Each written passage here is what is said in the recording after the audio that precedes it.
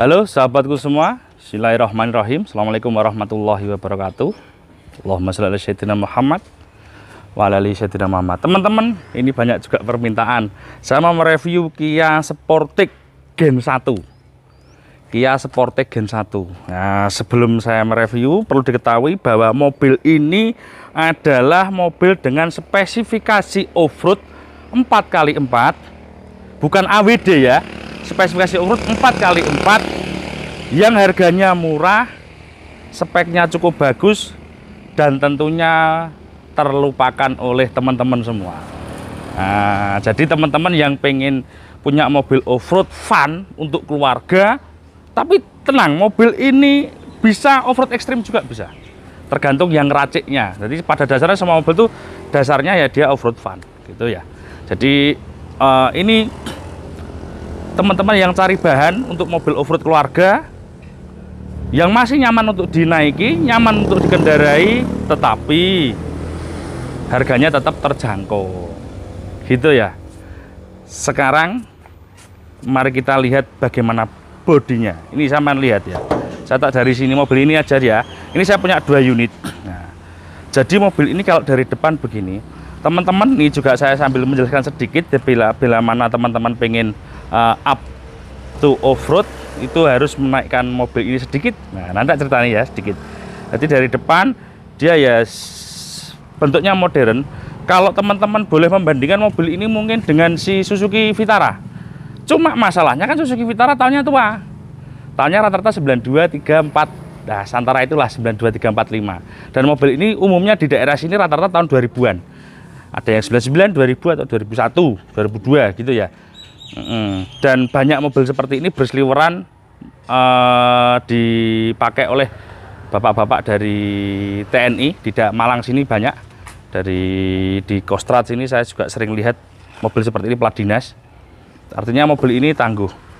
Mungkin bisa dibandingkan Vitara atau dibandingkan dengan Mazda Tribute ataupun dengan si Ford Escape yang 4x4. Cuma kalau Ford Escape-nya yang 4x4 itu rata-rata 3000 cc. Sunroof. Kalau yang ini kan dia 2000 cc. Jadi mungkin kita perbandingannya dengan Vitara ya. Kalau dengan CR-V beda. Kalau CR-V dia AWD. Dia bukan 4x4. CR-V ataupun Subaru Forester itu dia, saya pernah punya itu dia AWD. Jadi full time AWD. Nah, kalau dia kan pasti kan kalau AWD kan transmisinya high. Kalau yang ini kan dia bisa low dan low banget. Nah, sini gini Mas kameramen. Ini kan bannya kecil ya teman-teman, jadi ada lubang. Ini bannya tidak standar, kurang besar sedikit. Yang sebelah kanan tuh dia bannya cukup. Nah, ini kalau teman-teman pengen bermain off-road, ini body di lift kit. Nah, mungkin 2,5 in dan pernya juga di lift kit. Nah, nanti kalau di lift kit sekitar mobil ini naik 5-6 cm, 6 cm ya kurang lebihnya, atau 8 cm, itu nanti ini bisa dipakai ban 31 10,5. Mungkin saya nyebut merek, mungkin bisa dipakai di Komodo Extreme atau di Delium Terramania yang ban yang cukup murah ya. Cukup murah artinya ban lokal, timbang sampean beli ban impor kan lebih mahal ya. Jadi ini kalau di lift kit ini bisa diisi ban yang saya sebutkan tadi, ring 15 31. Mungkin Komodo Extreme itu sudah bisa masuk ya dari situ. Jadi harus di lift kit. Nah, dan di belakang ini juga sama dengan yang di depan. Nanti pergantian shockbreaker tetap bisa pakai aslinya, cuma kita main lift kit aja ya. Nah, jadi terus mobil ini yang istimewa juga dia masih pakai leather frame, dia masih pakai sasis. Nah, itu juga sesuatu yang banget. Terus bodi teman-teman, nah bodinya kalau khas Kia ya, dia memang platnya relatif tebal daripada yang lain. Dan ini dia ada versi yang long wheelbase. Kalau yang ini short wheelbase. Kalau yang long wheelbase agak segini, tapi tidak sepanjang Escudo SL7. Nah, tidak sepanjang Escudo SL7, dia hanya segini. Nah, nanti teman-teman mungkin bisa alternatifnya ke Escudo kalau cari mobil Jeep keluarga yang di harga kurang lebih 50 sampai 70-an juta. Cuma permasalahannya Escudo itu tidak masuk versi 4x4-nya ke Indonesia. Jadi kalau teman-teman beli Escudo 2.0 ataupun beli Escudo SL7, kalau teman-teman pengen 4x4, teman-teman harus merubah sendiri. Nah, kan biaya untuk upgrade itu kan cukup tinggi. Nah, ngerubahnya juga agak sulit. Kalau Escudo 2.0 itu kalau yang mesin JL atau mesin H mungkin lift 4x4-nya harus ngerubah punyanya Vitara yang Matic juga yang 2.0. Nanti kan spare partnya agak sulit itu carinya barangnya. Nah, oke, kembali lagi ke mobil ini Sportage. Jadi mobil ini ada yang long chassis, cuma long chassisnya dia hanya segini loh, extra chassis lah istilahnya, medium chassis. Ini medium ya ini ya. Ini bukan short ya kayaknya ya. Ini sak Vitara, pokoknya mobilnya sak Vitara, sak Escudo. Dia ada yang lebih panjang sedikit segini, tapi tetap 2 baris bangkunya. Jadi walaupun lebih panjang, dia hanya penambahan dari sisi kapasitas bagasi. Cuma ada perbedaan di linknya, link suspensinya ada perbedaan. Tapi kalau transmisi gardan sama. Oke, dari belakang sini mas.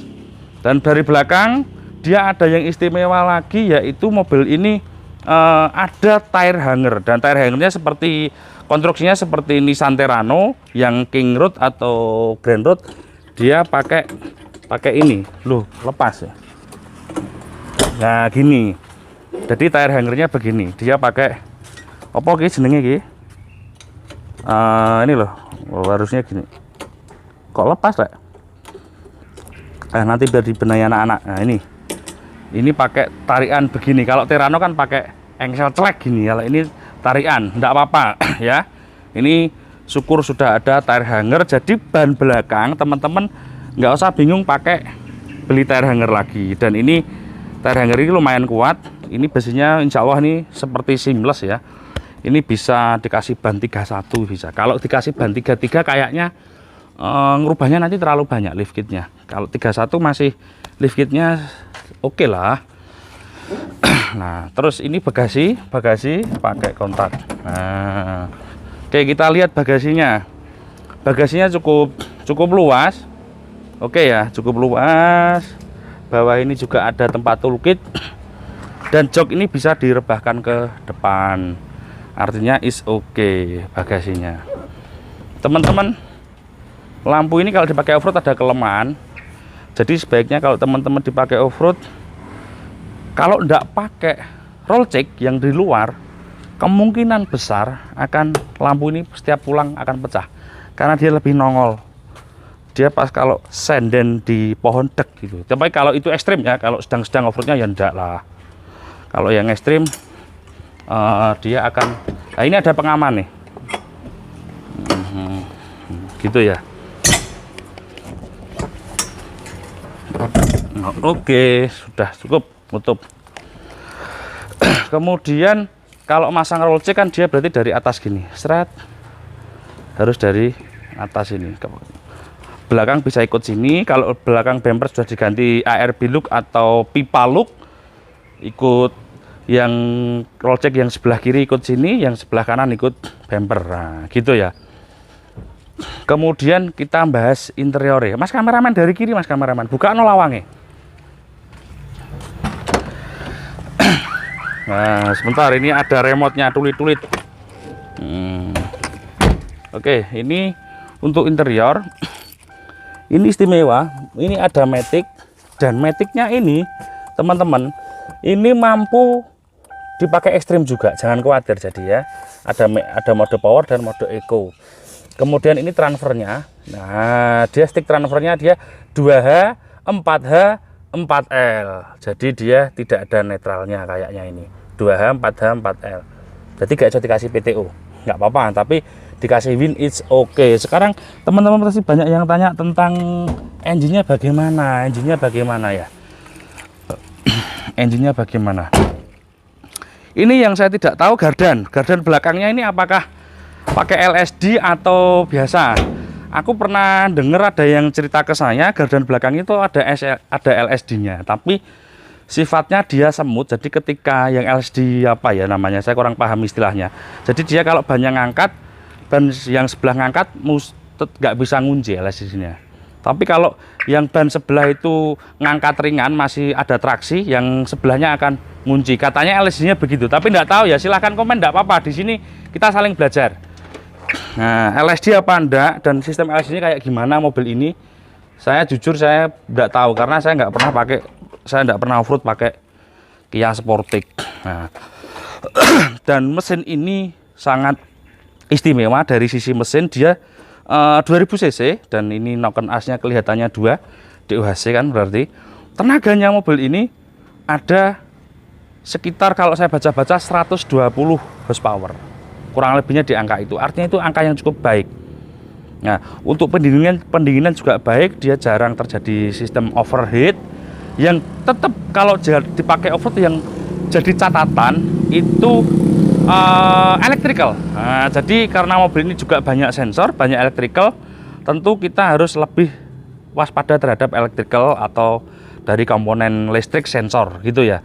Kalau dari kaki kuat, kokelnya insya Allah, kalau ada teman saya yang cerita saya itu kekuatan kokel, kekuatan kakinya ya ndak kalah lah sama si Suzuki Vitara. Nah, cuma dia dari sisi electrical dia cenderung sering ada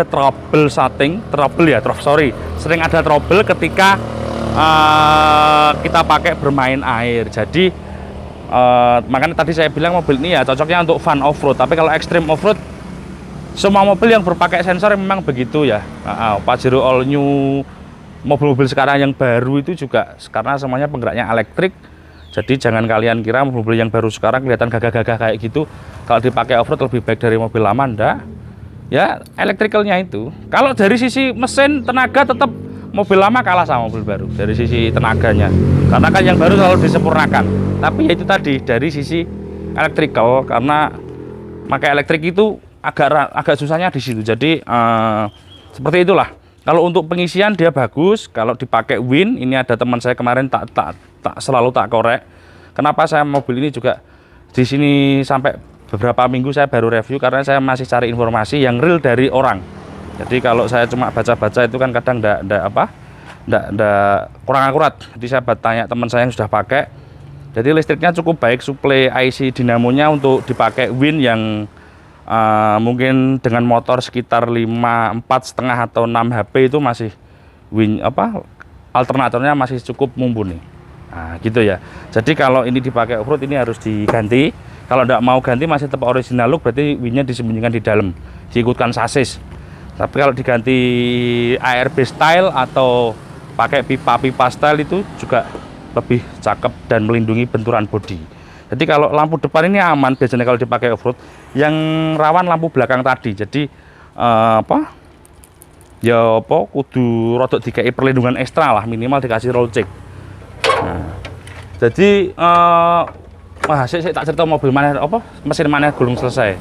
Terus mesin ini kekurangannya tadi ya saya bilang elektrik, yang kedua adalah kekurangannya dia boros.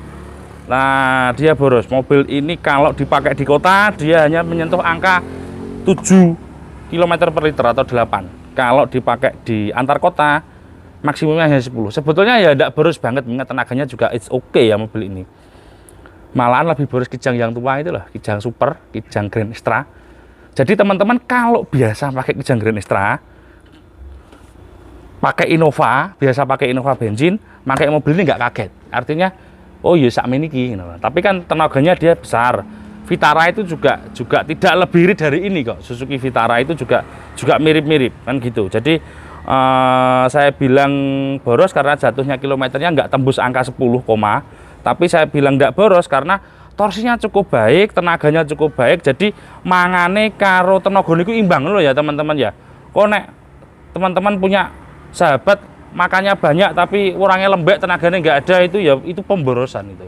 Jadi nek makme akeh tapi roso, nah, dari almarhum Mbah Marijan ki roso ora apa-apa. Nah, ora apa-apa. Gitu ya. Jadi kita ngomong kapasitas BBM itu harus disesuaikan dengan outputnya. Nah, gitu ya. Outputnya bagaimana? Untuk spare part, nah ini spare part saya kira banyak di kota-kota besar, Malang dan sebagainya ini banyak. Kalau nggak ada ya kita online aja untuk seperti sensor-sensor. Saya kira juga sekarang online itu sangat mudah. Misalnya beli airflow, biasanya kan Kia itu kadang-kadang trouble-nya di ISC, di gasnya sering RPM-nya ngayun, atau terjadi over pembakaran sehingga dia boros. Di belakang pedes biasanya juga di sensor sini. Di sensor ini itu kita online aja juga cukup gampang, online di rumah 2 hari datang gitu ya. Nek jari anakku sing TK itu kalau minta baju ke saya itu, minta mainan, minta baju, Shopee COD, kayak gitulah. Ini bukan iklannya Shopee, teman saya nirukan anak saya itu. Oke ya, jadi seperti itu. Dari sisi mesin ada kekurangan itu, bukan kekurangan sih sebetulnya, semuanya ada plus minus ya. Terus dari sisi pajak mobil ini pajaknya 1.600.000, jadi tidak mahal juga sisi pajak. Terus kemudian seperti itulah. Ini kayaknya ada tamu, coba setting kok malah orkesan kita nih. Oke wes, yang lain dulu kita lanjutkan ini. Jadi bodi cukup baik. Sekarang kita coba jalani. Oke, ini mesin sudah hidup.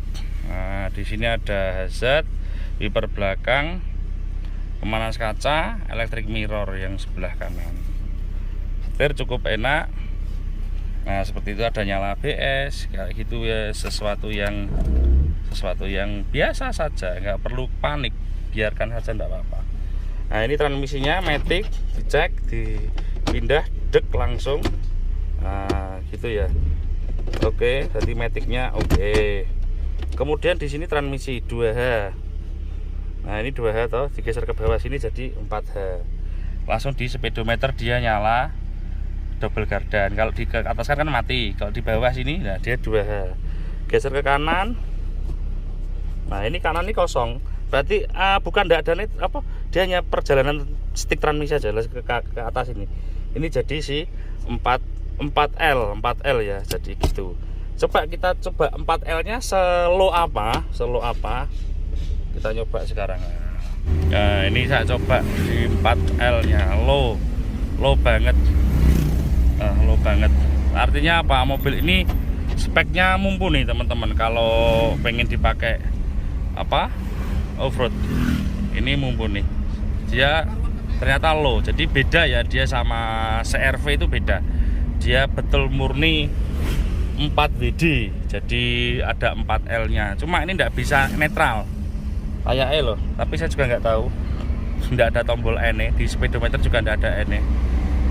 Artinya gini, kalau bisa netral itu kan biasanya kan ada kit PTO-nya, tapi saya kira nggak perlu lah mobil seperti ini dikasih PTO.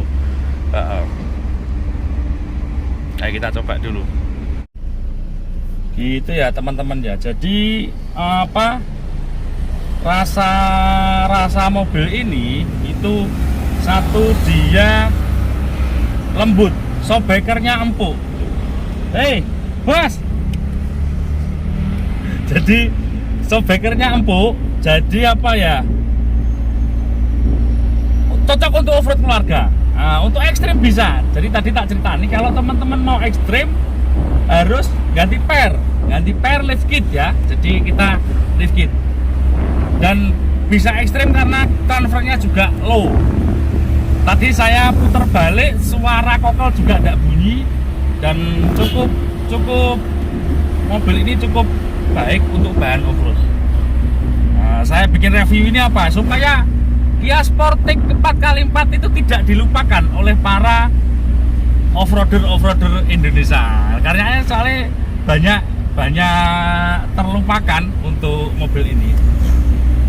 Semua ada produk itu ada kekurangan dan kelebihan. Tapi saya kira untuk mobil dengan harga 70 bisa ke bawah 4x4 untuk hari ini saya kira harganya sangat reasonable, sangat terjangkau, dan ini bisa juga dijadikan alternatif pilihan buat kendaraan off-road Anda untuk sebagai bahan, ataupun ini juga zaman pakai off-road sudah bisa, tapi ya bahannya kan harus diganti gitu loh. Kalau ban AT gitu kan ya zaman kena pasir aja sudah tidak muter gitu loh. Oke ya, saya kira cukup. Selalu dukung Atmat Jaya Motor dengan cara like, subscribe, komen yang sopan. Kita sama-sama belajar. Terima kasih. Assalamualaikum warahmatullahi wabarakatuh.